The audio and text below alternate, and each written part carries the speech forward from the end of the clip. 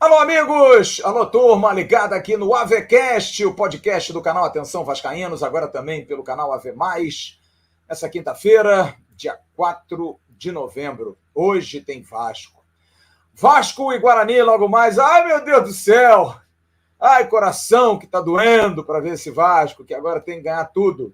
Não ganhou nada até agora tem que ganhar tudo, porque senão não vai para lugar nenhum. Mas vou fazer o quê? Mas a gente está aqui para conversar sobre um tema que é um tema que nos atinge diretamente, principalmente porque participam desse papo dois pais e um que tem idade para ser nosso filho, né? A gente vai ter que falar de um assunto que está sendo muito divulgado, muito falado, inclusive pelo Emerson Rocha, que é pai de dois meninos e está desesperado, cara, alucinado. Como é que ele vai fazer o filho dele ou os filhos dele crescerem gostando do Vasco, o Vasco só tomando paulada, cara? Bom, eu tô com essas duas feras aqui para conversar comigo.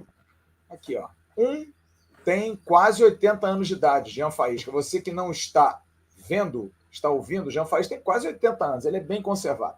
E o outro tem 16 anos de idade, nosso Daniel Moraes, né? 16, é ruim, hein? Você já é pai de família e tudo. Então, os dois com a gente aqui para a gente conversar, para a gente bater um papo sobre esse tema, que é um tema num dia de jogo, que pode, tomara não, decretar aí a certeza do Vasco na Série B novamente em 2022, o que seria uma grande tristeza, e principalmente na formação dessa nova torcida do Vasco. Porque é uma torcida apaixonada, que é uma torcida enlouquecida, é uma torcida que compra todos os barulhos do time, mas quem está chegando não tem muita consciência disso. Quem chega se forma em cima de títulos e ídolos. E tá duro ter título e tá duro ter ídolo no Vasco. Os ídolos do Vasco são ídolos antigos, são ídolos de um passado, e os que estão jogando são veteranos como o Nenê, de 40 anos, e o Cano, quase 35, chegando no ocaso da carreira. E a gente não consegue trazer da base nenhum jogador que seja referência, como um dia foi Roberto Dinamite, como foi Romário, como foi Edmundo, enfim, esses jogadores que foram criados dentro de São Januário. Como é que a gente consegue manter? Eu tenho uma filha de 18 anos, Jean tem um filho adolescente, Daniel ainda não é pai, mas com certeza tem essa vontade de poder perpetuar aí a sua espécie e ter um filho ou uma filha que possam torcer pelo Vasco. Eu fico imaginando o Emerson Rocha na casa dele, hein, Jean Faísca? Deve ser duro, deve ser complicado. Danielzinho também, se quiser participar, pode deixar o microfone aberto para a gente conversar à vontade. A gente está aqui no nosso podcast. E eu queria saber de vocês, e aí? Como é que a gente consegue nutrir o sentimento em alguém? Porque a gente vira torcedor de alguma coisa, ou a gente vira fã de alguma coisa pelos feitos que essa alguma coisa faz, ou que esse alguém faz. E o que tem sido muito difícil nos últimos anos do Vasco, né? Eu acho que o torcedor do Vasco, ele hoje é muito mais pela salvação do clube, e os jovens, muito mais eu vejo pelo lado de engajamento mesmo, a questão política do Vasco, a questão de representatividade do clube, a questão daquilo que o Vasco representa na sociedade. Eu acho que o jovem ele se identifica muito com isso, né?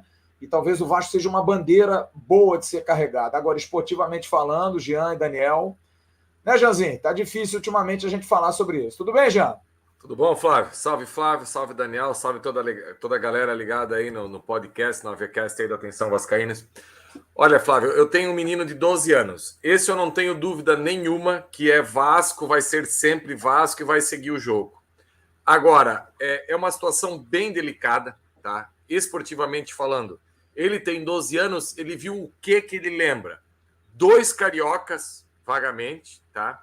E, obviamente, que quando a gente é criança, a gente que é adolescente, a gente está perto daquilo que ganha, daquilo que é bacana, daquilo que aparece toda hora na mídia. Mas com um pai tão maluco, tão fanático quanto eu sou pelo Vasco, ele já entrou na onda e... Enfim, eu tento mostrar para ele um discurso, como você falou, dos engajamentos. Lembra lá da apresentação do Lisca, da história que as filhas do Lisca falaram pai ao Vasco, pai por tudo que o Vasco representa, por tudo que o Vasco fez, negros, operários, estádio feito pelas próprias mãos dos torcedores, enfim. E assim, eu tenho a alegria de, por exemplo, na aula de história, já foi apresentada a resposta histórica para o meu filho. E o que ele fez? Era fazer uma matéria, ele levou a foto que ele tem ao lado da resposta histórica dentro da sala e entrou grandão. Só que eu sei que isso não vai ser suficiente por muito tempo para prender ele ao Vasco. Precisa do algo mais, precisa do título, precisa da bola na rede. Então a gente sabe assim que hoje temos gerações e mais gerações que vai ter essa dificuldade para perpetuar e ser torcedor do Vasco. E eu percebo também, Flávio, eu sou aquele vascaíno off-Rio, né, como todos sabem, que o jogo em São Januário, eu já tive a oportunidade de ir em algumas vezes, sei lá, 5, 6 vezes, ele se torna um evento, a bola rolando é o final, é a cereja do bolo, porque você vai antes para a barreira, você está com seus amigos, você bate papo, você passa o dia, você almoça, no final do jogo vai todo mundo lá para fora de novo, então tem todo um ritual. É meio que um negócio familiar, assim, é diferente dos outros clubes que não está tão envolvido com a comunidade, com a região, com toda aquela galera ali. Então eu vejo que isso ainda faz muito, pode parecer besteira que eu estou falando, mas acho que essa média de público em São Januário alta ainda é por essa questão da amizade da galera, de todo o ritual que é um jogo em São Januário. Porque se fosse para a gente falar só da forma esportiva, eu acho que não dava metade do público que ainda dá. Na verdade, a galera está indo muito mais pelo programa do que pelo jogo, né? É muito mais o programa do que, às vezes, é aquela história de ver um filme ruim, mas você vai com 10 amigos bacanas que vão rir o filme todo, você no final, e aí, gostou do filme? Porra, nem vi, né? Você está vendo um outro tipo de maneira de se divertir. Daniel, você é de 95 ou 96? 96. 96. Então você não viu absolutamente nada. Você nasceu próximo dos anos dos mais dourados do Vasco, apesar que os anos 80 também foram anos maravilhosos, 70, na década de 70 também era o ano da reconstrução. Como é que é para você, cara? Você ter 25 anos, buscar aí sentimento, falar de Vasco, nutrir o Vasco. Por que você é Vasco, cara? Tudo bem, pode ser alguma coisa de família, mas por que você se mantém Vasco? Por que você se manteve Vasco durante, sei lá, 10, 12, 15 anos, que aí é quando você começa a amadurecer e a enxergar as coisas de uma outra forma? Daniel, tudo bem, meu querido? Tudo ótimo, tudo beleza. Vamos lá. Cara, eu concordo muito com o que o Jean disse aqui, tá, inicialmente, porque é realmente uma coisa que acontece hoje em dia mesmo, né? O pessoal que vai para São Januário realmente por um evento, né? Não é assim, é para assistir o jogo, é para torcer, mas o evento em si chama muito mais atenção, né? Eu me conheço como vascaíno desde sempre, mas assim, eu lembro do Vasco já ali em 2004, 2005, a partir do momento que eu começo a lembrar mais do Vasco, né? Só que o Vasco, né, nesse ano já estava numa situação muito ruim, né? Caótica já do Vasco, 2004, 2005. Era o início aí desses tempos que nós estamos vivendo hoje do Vasco da Gama. E o meu pai me apresentou o Vasco, né? Meu pai me apresentou o Vasco, né? Busquei saber mais sobre, né? Sempre fui uma pessoa muito ligada à internet, então sempre busquei coisas sobre, né? Antigamente era mais complicado, hoje em dia para o jovem procurar sobre um clube é muito mais fácil na internet, mas sempre busquei mais informações. História me chamou muita atenção, né? Mas assim, eu pequeno, né? Lá para o ano 2006, ali, um ano que eu lembro muito é 2006, infelizmente, naquela Copa do Brasil. É um momento assim que ali eu me tornei vascaíno. Eu falo para todo mundo, ali na derrota eu me tornei um vascaíno, né? Sempre eu lembro daquela final como fosse, poxa, hoje, né? Eu em Niterói, acompanhando com a minha família que inclusive toda flamenguista, toda. Eu e meu pai éramos os únicos vascaínos. E ali meu sentimento ali foi a certeza ali, eu quero torcer para esse clube, independente do que aconteça, né? Infelizmente foi um dia bem ruim para mim aquele, né? Porque né, já pequeno, né? Tendo esse convívio já de assistir jogos, né? E a gente ficou triste pela derrota. Mas a partir daquele momento eu falei, cara, eu quero torcer para esse clube, né? E antigamente, em 2006, 2007, tinha também a questão do Leandro Amaral, né? Esses jogadores que, para minha geração, chamaram muita atenção. Moraes, Leandro Amaral, não são ídolos do clube, não passam nem perto, na minha opinião, de serem ídolos.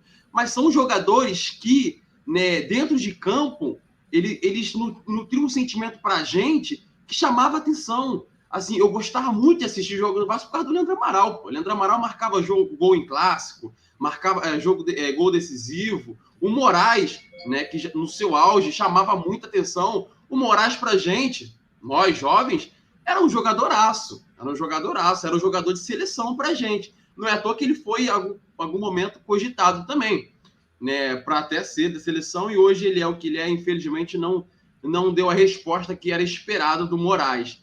Mas, cara, eu acho que sobre a questão de estádio que o Jean falou, é muito importante, porque em 2014, né, eu fazia parte de grupos de WhatsApp, e que o objetivo daquele grupo em si era ir para o estádio confraternizar com os amigos, porque não ficavam juntos, eram pessoas de Zona Norte, Zona Sul, Baixada, eu era da Baixada, no caso, continuo sendo, pessoas que não conseguem se ver, né, sempre, e elas marcavam para ir para o jogo. Então, eu acho que hoje continua a mesma coisa, assim, as pessoas elas vão mais para São Januário por causa do evento, porque futebolisticamente, galera, sejamos sinceros, não tem como.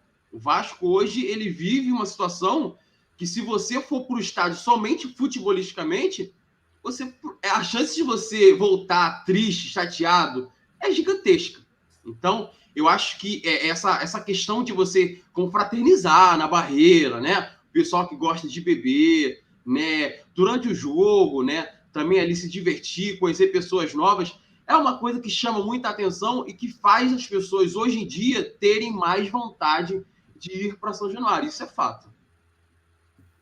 E Flávio, olha só, o Daniel tocou num assunto aí, Flávio, que assim, ó, nós que vimos um Vasco gigante, um Vasco com jogadores Sele Vasco, nós vimos duas gerações de Sele Vasco, a da década de 80 e da década de 90.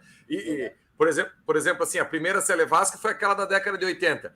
Mas nos anos 2000, teve um jogo que a seleção brasileira foi dividida no meio. Metade do time do Cruzeiro, metade do time do Vasco, para jogar com a Venezuela. Juninho Paulista, Juninho Pernambucano, Euler e Romário. Meu Deus do céu. Então, olha o que a gente viu. Só que assim, ó, esse pensamento do Daniel, falando aí da questão de ídolo, do Moraes e do Leandro Amaral, eu vou falar do meu menino tem 12 anos, tá? Sabe quem é o ídolo dele? Ele tem dois ídolos, entre aspas, assim, mas pessoas assim, que chamam a atenção dele no Vasco. Um é o Nenê, pela primeira passagem, campeão estadual, faz gol em clássico, bate falta, bate pênalti, tira onda, vai na galera. Esse é um ídolo dele. E o outro ídolo dele, por ser essa nova geração da internet aí, como eu falei, ele é uma criança, hein, não, semi-adolescente, com 12 anos, acabou de fazer, era o Pikachu. Ele entrou 2 vezes em campo dele com o Pikachu. O Pikachu tem 60 e poucos gols, 70 e poucos gols com a camisa do Vasco, sabe? Passa longe de ser... Meu Deus, eu e o Flávio aqui, a gente vai ficar aqui, vai citar 20 laterais direitos da história do Vasco melhor que o Pikachu. Só que assim, não tem como a gente desdenhar dessa nova geração, desses que estão chegando, porque foram esses jogadores que marcaram para eles, sabe? E ainda bem que tiveram esse jogador ainda para, de alguma maneira, levar o astral e levar o clube para cima. Dói, claro que a gente queria ter esses ídolos maiores que a gente teve assim em toda a década de 80 e 90, mas enfim, hoje realmente para você fazer um filho vascaíno, você cravar e ficar e buscar é bem, bem complicado mesmo. Agora, Daniel, eu vou voltar a fazer a pergunta que você não me respondeu. Por que você continuou sendo Vasco? Apesar de esportivamente, futebolisticamente, como você colocou, o time não ter dado nenhum retorno para você. Porque de 2000 para cá, você viu uma alegria maior, que foi a Copa do Brasil, em 2011, e viu 2 campeonatos cariocas que perderam muito esse brilho. Em 21 anos, você ganhar 3 títulos, sendo 2 estaduais, é muito pouco. Então, por que você acha, tirando um pouco você, se você quiser se incluir, por que os jovens de, sei lá, 15 até 22, 23 anos persistem com o Vasco? Por que eles ainda têm esse interesse pelo Vasco pelas suas conversas com gente da tua geração? Cara, eu acho assim, hoje em dia, já falando assim sobre hoje em dia, logicamente, crianças novas que surgirão, eu acho que a única forma, né, além das questões que nós já falamos aqui sobre ídolos, sobre, né, jogadores, né, que chamam a atenção dessa rapaziada, dessa juventude nova, é o fanatismo. O fanatismo, ela vai fazer que a pessoa seja, né, vascaíno por muito tempo e que sempre ela seja vascaína. Eu acho que o meu fanatismo, né, que já cresceu assim de bem novo já, assim, em 2006, né, para vocês terem uma noção, em 2006 o meu quarto era lotado de capas de jornais esportivos com capas do Moraes, do Leandro Amaral, jogadores, como eu já falei, assim, que não são assim tão grandes, não passam nem perto. Então, acho que o fanatismo dessa pessoa, dessa juventude, faz que ela fique muito tempo torcendo para o Vasco. E esse é o meu caso. Eu sempre fui muito fanático pelo Vasco. Por quê? Eu ainda não entendi por quê, né? Porque eu procurei história depois de mais tempo, né? Eu não procurei história assim que eu comecei a torcer pro Vasco, de fato. Não procurei. Foi depois de um tempo, depois fui descobrindo coisas. Mas o fanatismo mesmo, cara, eu quero ser Vasco, eu vou ser Vasco, eu espero um dia ganhar alguma coisa. Acho que isso me fez ser Vasco. E eu acho que isso também faz a juventude nova ser Vasco. O fanatismo, não tem outra fonte, porque o Vasco ultimamente não ganha títulos. 2011 foi um ano super fora da linha, foi o ano mais feliz da minha vida, 2011. 2011 era o ano que eu saía da minha escola, né, que na época eu ainda estudava, e, cara, ninguém me aturava. O amigo flamenguista vinha para cima de mim, eu zoava, zombava. O amigo tricolor não passava nem perto. O botafoguense, para mim, nem existia. Então, era tipo isso, sabe? Então, eu acho que o que me prendeu a ser vascaíno é o fanatismo. E como eu criei esse fanatismo, até hoje eu não consigo te explicar, Flávio Dias, mas eu acho que, sei lá, acho que foi como eu falei, a questão de jogadores, que na época eu achava que eram super jogadores, e depois de um tempo a gente percebe que não eram super jogadores, que a história do Vasco é gigantesca, né? Um exemplo, Juninho Paulista, que muita gente hoje em dia, da minha época, que tem 25, 22, 23 anos, não valoriza muito esse jogador, porque às vezes não procura saber, mas ele foi um jogadoraço, na minha opinião. Um jogador top, assim, top, sem comparações. E eu acompanho o Juninho Paulista até hoje, né? Recentemente ele ficou 9, 10 anos no Ituano, agora ele está na CBF. Cara, é o tipo de jogador que se aposenta e eu gosto de continuar acompanhando o que acontece na vida dele. E, assim, é um jogador que não é muito visto hoje e puxar um Leandro Amaral da vida, puxar um Moraes da vida, o pessoal fala mais deles do que um Juninho Paulista, pô. Então, para vocês terem uma noção, né, de como as pessoas, elas sabem da história do Vasco, sabem dos jogadores que passaram aqui, mas elas não são muito apegadas a isso, não. Elas são mais apegadas às coisas que elas viram. E as coisas que elas viram, realmente, Leandro Amaral, Moraes, a volta do Juninho Pernambucano. Cara, a volta do Juninho Pernambucano pro Vasco, para vocês, talvez não tenham tido um impacto tão gigantesco. Mas a volta do Juninho Pernambucano pro Vasco em 2011, ela é causadora de uma grande influência para hoje muitos serem vascaínos. Muito. Mas engraçado, pra gente que não viu o Juninho jogar, né? Sim. O simbolismo, né? Sim. Tem muita gente que não viu o Juninho jogar eu não vi com isso. Eu não vi o Juninho antes de chegar no Vasco, eu não vi ele jogar. Ele já tinha saído e eu não acompanhava nessa época. Quando ele voltou, a única coisa que era na minha memória era jogos que ele já fez no Vasco, seleção, né? No Lyon. E, cara, para mim, eu já era fanático. Aquilo ali não ia mudar. Mas, assim, eu vejo ao redor das minhas amizades quanto a volta do Juninho Pernambucano foi essencial. As pessoas hoje em dia, quando falam assim, cara, qual o seu maior ídolo? A pessoa tem 18, 19 anos, Juninho Pernambucano. Qual o seu maior ídolo? Você tem 22 anos, Juninho Pernambucano. Mas cara, eu vejo isso de uma maneira, sabe? Aí que eu acho, viu, Jean? Eu acho que tem um pouco da questão política.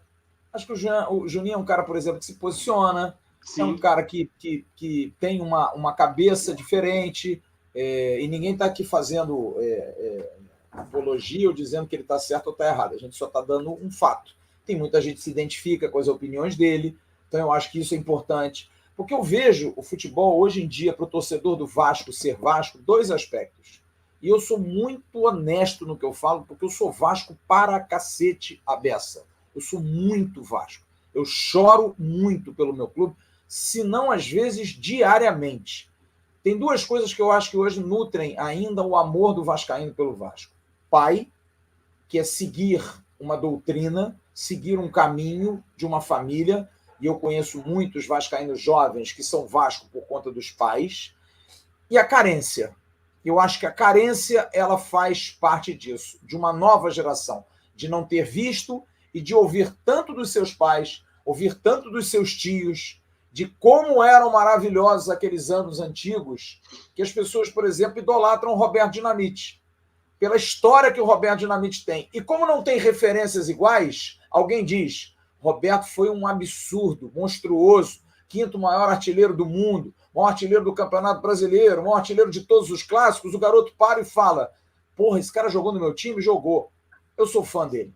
Porque, por exemplo, nós somos fãs de Bellini, de Barbosa, de Ademir Marques de Menezes, sem nunca termos visto jogar. A gente nunca viu jogar, mas tem o orgulho da história deles. Então, eu acho que os vascaínos hoje mais jovens são muito ainda apaixonados pelo Vasco, talvez por esse terceiro aspecto também. Família, carência e posição política. Eu acho que tem muito disso. O Vasco é um clube de questão social, de abraçar todas as classes, de abraçar os negros, de abraçar os homossexuais, de cuidar de onde nasceu a sua história, lá o Candinho. Tem vários aspectos que o torcedor do Vasco vibra com o CT, vibra com o salário pago. Tem muito ainda desse pensamento proletário, dessa coisa de trabalhador. Eu acho que o vascaíno tem isso na sua origem, porque o Vasco sempre foi cunhado em cima disso, do povo pobre, do povo trabalhador, do povo oprimido, e eu acho que a gente, porque na verdade o povo é vascaíno, o clube do povo é o Vasco, nunca foi o Flamengo. O Flamengo foi forjado, foi levado a isso pela grande mídia, não há dúvida alguma, mas aí é um outro podcast. Então eu acho que esses três aspectos pesam muito para essa geração. Agora, Jean, essa questão de ídolo, eu acho muito engraçado, porque eu acho que é uma palavra que se pulverizou, sabe? Se banalizou demais. Hoje, ídolo é qualquer um. Eu acho que ídolo é um ser diferenciado. É alguém que você para ver.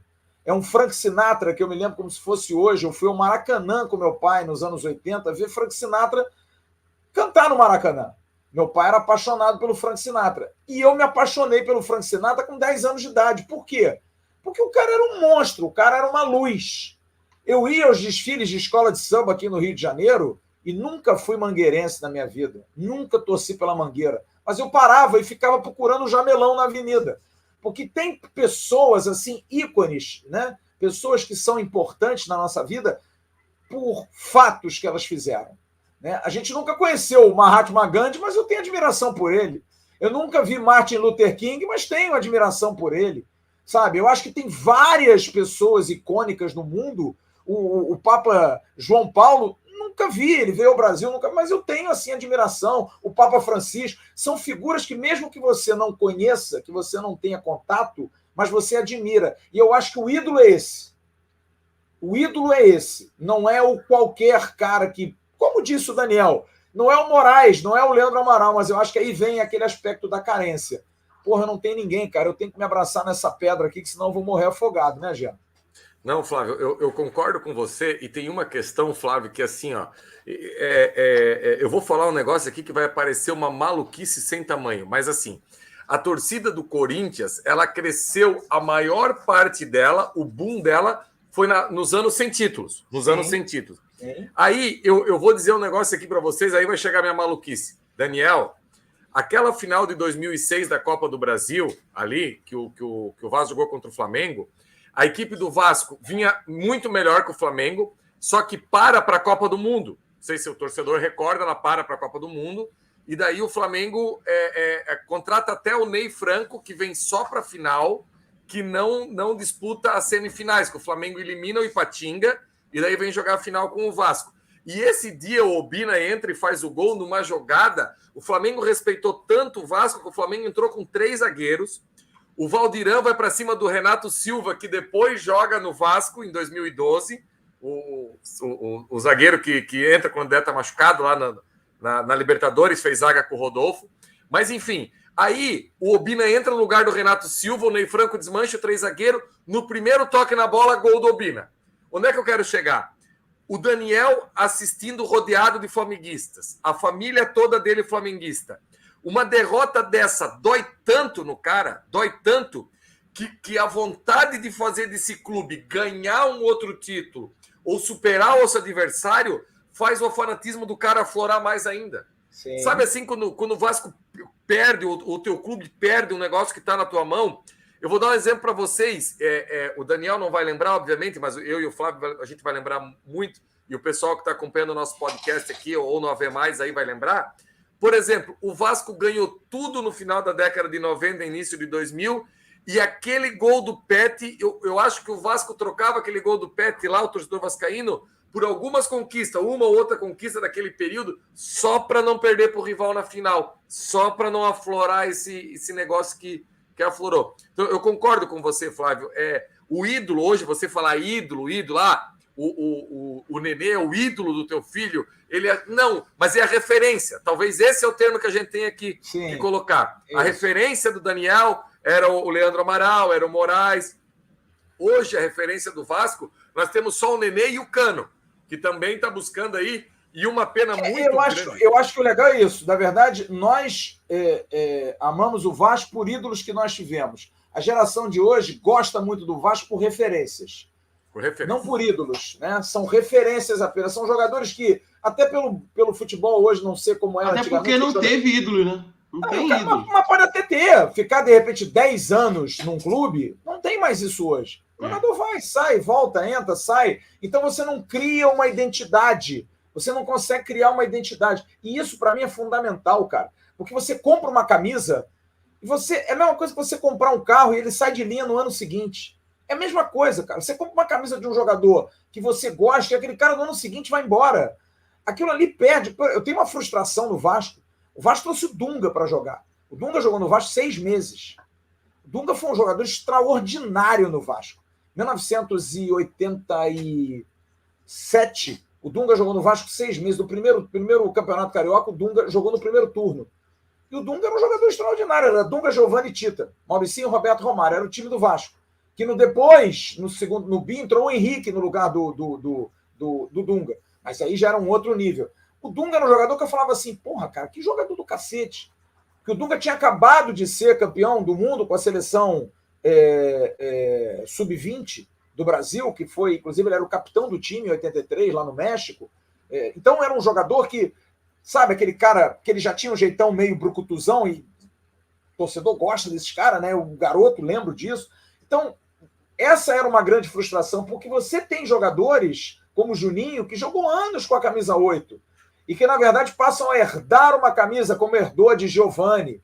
Eu tive o prazer de ver o Giovani encontrar o Juninho, depois do Giovani ter parado, e o Juninho ficar feliz da vida. Né? Porra, aí o Juninho, quando volta, o Pedro Quem dá a camisa para ele. Aí é dose para mamute, né, cara? Aí é complicado pra caramba, né? Aí é duro, né? Então essas coisas pesam, cara. Eu acho que essas coisinhas, esses detalhezinhos, para quem quer ser torcedor, isso pesa demais, cara. Esse detalhezinho pesa demais. Agora, acho que a gente precisa pensar no que vem. Porque talvez esse momento que hoje o Vasco viva, Jean e Daniel, não sei, pode ser até um combustível. Porque eu penso da seguinte maneira: a gente não troca, a gente não vai mudar, a gente não vai se meter debaixo de um buraco e ficar escondido, a gente não vai para o Japão, a gente não vai desligar todas as televisões e rádios e eu não quero mais saber de Vasco. É impossível. É um vício que a gente tem, é um negócio que está entranhado na gente. Mas e aí? Como é que a gente convive com isso? Será que isso é uma maneira da gente transbordar e tentar mudar de alguma forma? Como é que a gente consegue se manter Vasco? E aí eu pergunto para vocês dois. Está aí o Jean, que é um veterano também, e o Daniel, que é um jovem. O que esse momento do Vasco pode ajudar? Porque eu vejo muita gente dizendo, vai diminuir a torcida. Talvez as novas gerações não surjam. Isso sim. Mas as gerações atuais, eu acho que elas vão continuar. Ou vocês acham que os filhos que nascem podem olhar para os pais e dizer assim, pô, meu pai tá triste, cara. Foi que nem o Pelé quando disse pro pai dele, depois que o Brasil perdeu a Copa de 50, pai, um dia eu vou ganhar uma Copa do Mundo pro senhor. Foi lá e ganhou. Talvez seja a mesma coisa de um filho que nasça num berço vascaíno e diga, porra, cara, tá todo mundo triste aqui. Ó, tô junto com vocês aí, vou torcer pro Vasco igual a vocês, não tem vergonha não. Quem sabe? Qual é a opinião de vocês? Prejudica ou não prejudica? O que você acha, Daniel? Cara, assim, um exemplo. Vou colocar um exemplo aqui. Né? Hoje eu sou casado, né? Sonho ser pai, né? E, assim, independente se vier menino ou menina, né? Se o Vasco continuar nessa situação que está hoje em dia, né? Eu vou fazer o papel né, que algumas pessoas já fizeram, né? Apresentar o que aconteceu, né? As pessoas que passaram, os jogadores que passaram, títulos que às vezes às vezes não, que nem eu mesmo assisti, né? Mas eu tenho a ciência que aconteceu. E hoje em dia, cara, eu discordo sobre a questão da torcida diminuir. Discordo. Eu acho que a torcida do Vasco não vai diminuir. Né? Eu acho que, inclusive, que a torcida do Vasco vai aumentar. Né? Porque é complicado, mas eu acho que já de alguns anos, né? Eu sou um cara que acompanha muito a arquibancada do Vasco, né? Eu gosto muito de arquibancada do Vasco. Eu tenho, no mínimo, aí, os últimos 10 anos, né, frequentes de São Januário.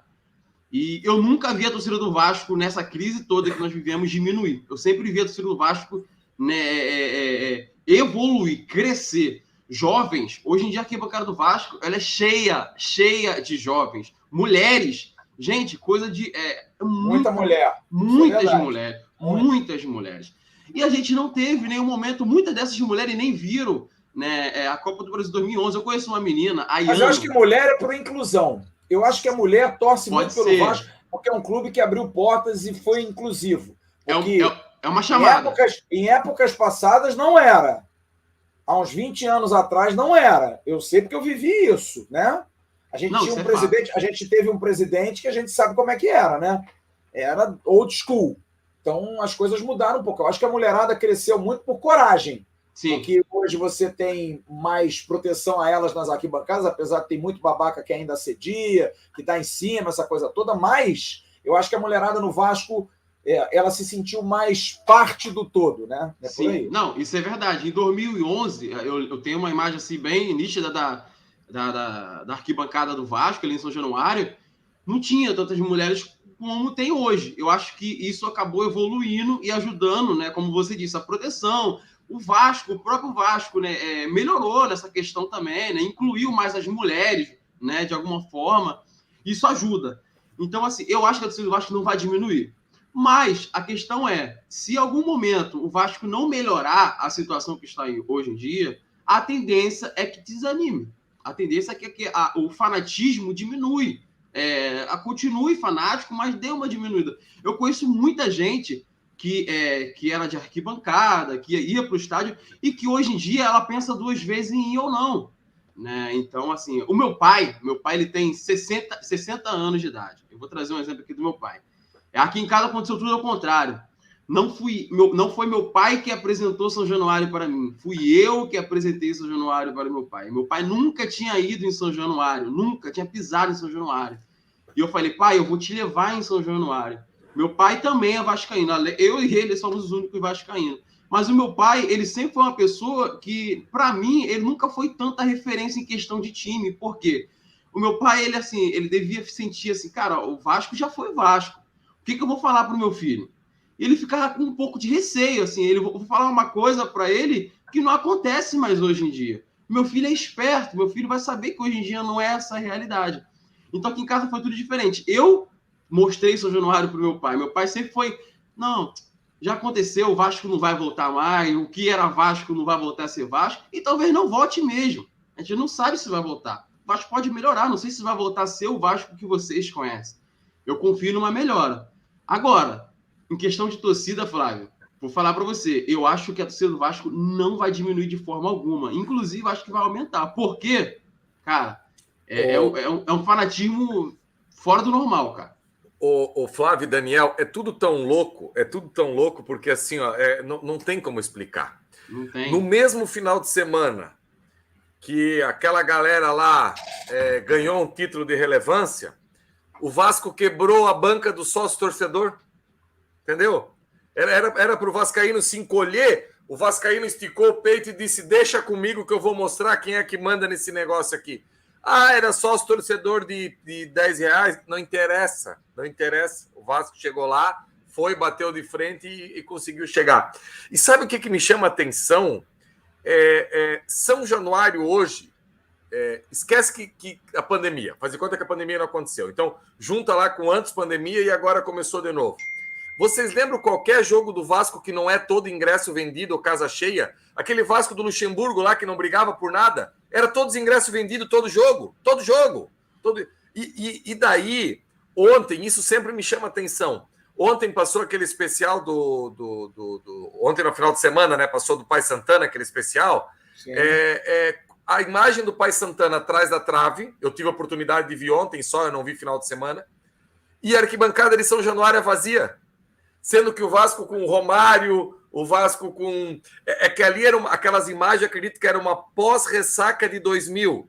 Era 2002, 2003, que o Pai Santana teve o AVC ali. Então, assim, não lotava São Januário logo após um Vasco tão gigante, tão grande. E olha, 2003 campeão carioca ainda, tá? Vocês recordam que foi Marcelinho Carioca, Marques, Valdir Bigode, Pet, time bom.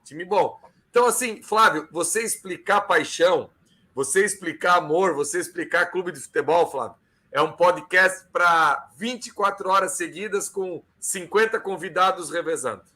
Mas é um papo bem legal. Eu gosto de falar um pouquinho dessa filosofia, porque eu acho que o esporte, como algo importante na sociedade, na vida nossa, né? Futebol é uma arte, é uma cultura, é algo que a gente consome tanto. Acho que a gente precisa inserir isso, porque faz parte da nossa formação. Talvez para o afegão não faça, talvez para o australiano não faça, mas para o australiano, talvez o rugby seja a discussão deles, é a formação de cultura deles, o cricket, da mesma forma no Afeganistão, talvez outro tipo de esporte. Então, eu acho que o esporte faz parte da formação de uma sociedade, da cultura de uma sociedade. Então, eu acho que a gente tem que discutir isso e dentro do nosso âmbito, porque o Vasco é um clube muito representativo. É um clube que levanta bandeiras enormes. Você acabou de falar do Pai Santana, que representa um sincretismo, uma pluralidade de religião, de cultura, né, da religião católica, a Umbanda, enfim. Então, o Vasco é um clube que abraça todos os diferentes, né? Sem fazer nenhum tipo de distinção. Então, o Vasco é muito importante na formação da sociedade brasileira. Né? A gente tem aí exemplos, né, de Getúlio Vargas, de discursos, da resposta histórica que a gente falou agora há pouco aqui. Então, o Vasco é um clube importante. Eu acho que essa discussão ela precisa ser feita porque eu vou morrer, Jean vai morrer e vai vir uma geração nova aí que a gente precisa entender qual é a cabeça dessa geração. Né? Porque é uma geração que vai viver num mundo mais globalizado, vai viver num mundo muito mais informado, vai viver num mundo mais facilitado, mas eu acho que a essência da vida ela não muda, cara. Os conceitos de vida não mudam, os conceitos de família, os conceitos de respeito, os conceitos de sociedade, eles não devem mudar. Tomara que não mudem, senão a gente vai viver numa barbárie aí, voltou o Velho Oeste. Mas o Vasco precisa ser discutido nisso. Porque a gente está formando uma geração de Daniéis, a gente está formando uma geração de Escofanos, de Baratas, de meninos, de Joaquins, filho do Vaguinho, da minha filha, do seu filho, Jean, que a gente precisa entender o que essa molecada vai fazer no futuro. Porque talvez a gente não tenha arquibancadas repletas, as arenas estão cada dia menores, a nossa seleção joga mais fora do que aqui. A gente viveu num outro mundo, numa outra realidade, e que a gente está cada dia ficando mais distante dela. E eu acho que isso é triste, porque eu me sinto, e nada contra quem está hoje em dia, longe disso, volto a dizer, tenho uma filha, eu me sinto um ser humano esportivamente feliz, porque eu vi muita coisa. Meninos, eu vi muita coisa, eu usufruí de muitos momentos, vivi em loco vários e centenas e milhares de momentos, tive a felicidade de cobrir uma Copa do Mundo, de entrevistar Pelé, de entrevistar Maradona, eu tive essa felicidade. E acho que quem hoje não tem, não pode se frustrar, mas a gente precisa se preocupar com o que essa nova geração vai ter, cara. Porque eu vejo gente... Eu vi uma vez um amigo meu, flamenguista, que virou e falou assim, o Pet jogou muita bola, né? Eu falei, quantos anos você tem, cara? Aí ele falou, tinha 20 e poucos anos, menino, garoto, filho, assim, é um amigo mais próximo. Eu falei, você viu o Zico jogando? Aí ele falou assim, por pouco. Então vê, depois você fala se o Pet jogou bola mesmo. É a mesma coisa de alguém fala que fulano de tal jogou bola pra caramba no Vasco. Você viu o Dinamite jogar? Então você não viu, cara.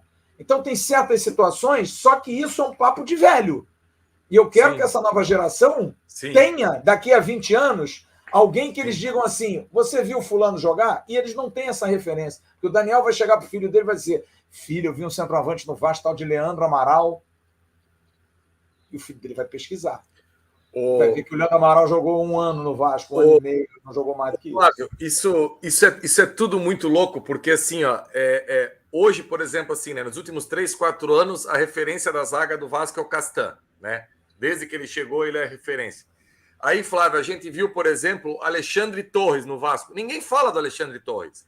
Ninguém fala. É um cara assim que ganhou só estadual no Vasco, não chegou a ganhar título de relevância, título grande. Mas eu não sei qual é a opinião do Flávio quanto ao Alexandre Torres. Mas eu achava o Alexandre Torres um zagueiro que, meu Deus do céu, ele podia entrar em campo de calça branca, camisa cracaça, né? Cracaço, entendeu? E assim, nem entra, a gente nem fala do Alexandre Torres, nada. Então, é isso. Alexandre Torres, Faísca, eu vou contar uma historinha para a gente terminar. O Alexandre Torres é que me ensinou a máxima do futebol, da gente poder ver a bola de uma maneira diferente. Como a gente fala hoje do Fernando Diniz, que me ensinou uma situação que não é um ensinamento. Eu, com 51 para 52 anos, percebi algo que parece tolo, mas se a gente não pensar, quanto mais eu tiver a bola, menos chance eu tenho de tomar um gol. Sim. É tolo, é idiota, mas é uma concepção. Alexandre Torres falou assim para mim, sabe como é que você marca um ponta veloz? Eu falei, como, Torres? Dá o fundo para ele. Ué, mas como é que você vai fazer? Encaixota ele, cara, fica de lado. Deixa ele pro fundo, ele vai chegar no fundo, eu vou chegar junto dele, ele não vai ter como cruzar. Eu falei, E ele me falou isso marcando o Mário Tilico, que era um jogador velocíssimo do Fluminense. Ele falou, eu marco o Tilico mole, cara. Tranquilo, não tem problema nenhum, não. Eu fico de lado, eu só não posso ficar de frente para ele. Se eu ficar de frente, a minha força na hora do drible eu não vou ter. Eu fico de lado para ele. Fico de lado, fala assim, vai, meu filho, vai. Ele não vai entrar na minha diagonal, ele não vai entrar na direção do gol. Eu direciono ele com o meu corpo para a linha de fundo. E eu fiquei imaginando aquilo, eu falei assim, porra, cara, isso é físico, gente. Isso é básico, é um negócio tão básico que só um cara diferente pensa. Mauro Galvão, outro dia no canal, eu falei, Mauro, como é que marca a bola parada? Como é que a gente faz para marcar a bola parada? Ele falou, não marca, a gente atrapalha. Quem é baixo atrapalha, não marca. Agora, eu tenho que ir no corpo do cara, eu tenho que encostar no cara, eu tenho que enfiar o dedo naquele lugar do cara, eu tenho que puxar o calção do cara um pouquinho, eu tenho que dar uma bufada na cara dele para atrapalhar o cara. E vai atrapalhar, porque cabecear ele vai me ganhar. Mas se ele chegar torto, se ele chegar de lado, são ensinamentos básicos que só jogadores assim, cara. Eu queria falar isso aqui porque são coisas tão básicas que a gente não ouve hoje em dia. Porque hoje em dia o jogador de futebol não gosta de falar de futebol. Você vê poucos treinadores que falam em suas coletivas de tática de futebol. E quando são perguntados, ficam assim, meio que... Nossa, uma pergunta sobre tática? Eu me lembro, Paulo Bonamigo, foi um treinador, eu estava no Botafogo, uma época, cobrindo o Botafogo, e o Paulo Bonamigo virou-se para mim e falou assim, gosto muito da entrevista quando é feita pelo Francisco Aiello, repórter que é da Rádio Globo, da CBN. Eu falei, por que você gosta do Francisco Aiello? Porque é o único repórter esportivo que me pergunta sobre tática de futebol. Todos me fazem a pergunta, e aí, como é que foi o jogo? Ninguém me diz o que achou do jogo e por que eu fiz aquilo no jogo, porque ninguém tem noção de bola, e é uma realidade.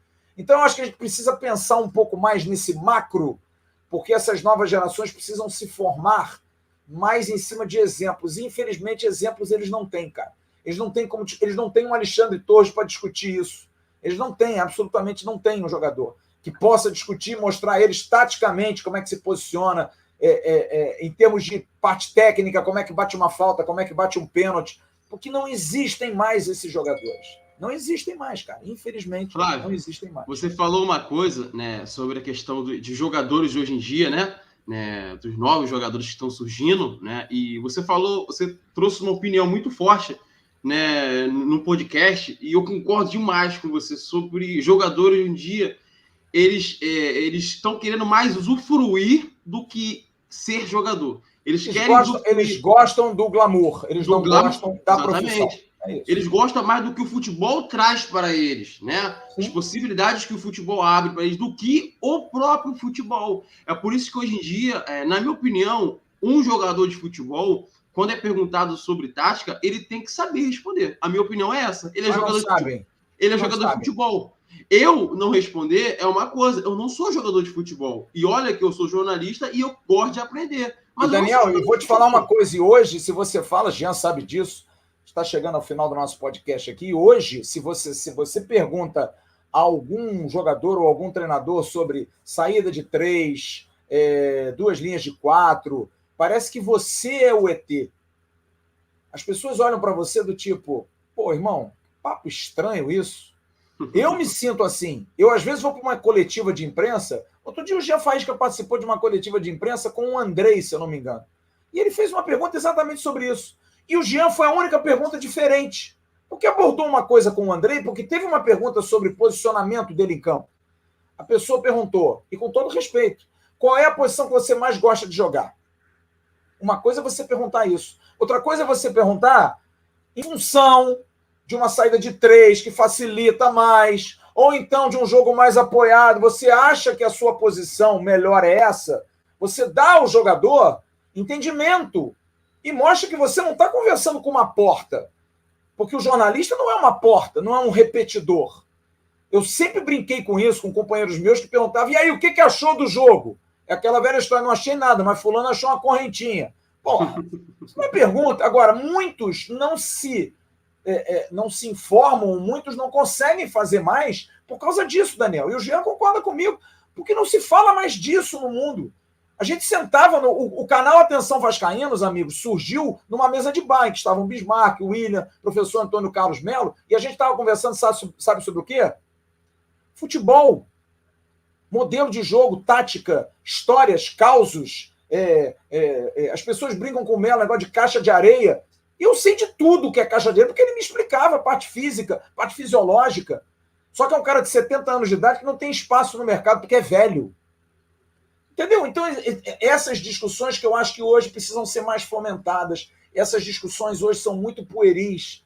A gente está muito no Twitter de 170, 140 caracteres, a gente está muito limitado a pensamentos. A gente precisa debater mais isso. A gente precisa fazer mais podcasts como esse, trazer mais gente. Eu tenho muita vontade de trazer aqui quem cuida do Colégio Vasco da Gama, por exemplo. É uma pauta que a gente podia correr atrás. Qual é a formação que se dá a esses meninos no colégio? Para eles se tornarem homens. Porque uma coisa é você gritar casaca, casaca, casaca, outra coisa é você saber as músicas do Vasco, mas quais são os conceitos que são dados lá dentro? Conceitos de vida, para esses moleques terem vergonha, para esses moleques terem menos frouxidão, para esses moleques serem mais homens. A gente precisa entender isso, cara. As coisas precisam ser mais discutidas. Acho que hoje a gente está vivendo uma bolha muito fechadinha. Mas, o papo está muito filosófico, estou quase me sentindo Sócrates na Grécia Antiga. A gente vai encerrar o nosso podcast. Jean Faísca, prazer enorme, cara. Olha, virtualmente, sinta-se abraçado. Grande abraço, fique com Deus. Danielzinho, grande abraço também. Deixem o recado final aí de vocês para a gente encerrar, por favor. Não, até hoje à noite, né, Flávio? Hoje é decisão, hoje o Vasco precisa vencer esse Guarani aí de qualquer maneira. Ai. Todo mundo ligado com a gente aí no pré-jogo. O jogo começa às 19 horas, pré-jogo a partir das 18h15. E depois, se Deus abençoar, um pós-jogo com festa. Ai, Jesus Cristo. Daniel, abraço aí, meu querido. Abraço, Flávio, abraço, Jean, abraço pessoal que está nos acompanhando. Vamos torcer para o Vasco hoje, né, em busca desses 3 pontos. Agora é luta, são 6 jogos, decisões. Ai, meu Deus do céu, eu queria tanto esquecer, vocês lembram disso toda hora, mas tudo tranquilo. Logo mais 18h15 a gente está no canal Atenção Vascaínos com o nosso pré-jogo, com todo o nosso time. E o nosso AVCast, obrigado a você que está curtindo aqui no Spotify, demais agregadores, você que está ligado aqui no AV+, aqui embaixo, dá o likezinho, dá aquela curtida. Você, se não é inscrito, se inscreva no canal, venha para cá, espalhe aí o link para a galera, avise que o podcast agora vai ser assim. A gente vai estar nos nossos aplicativos de Deezer, de Spotify, e a gente vai estar também com a nossa latinha feia aqui falando, batendo papo, eu e Jean Faísca, sempre dividindo esse espaço aqui. Grande abraço para todos vocês, fiquem com Deus. Bom Vasco logo mais para todo mundo. Tchau, turma.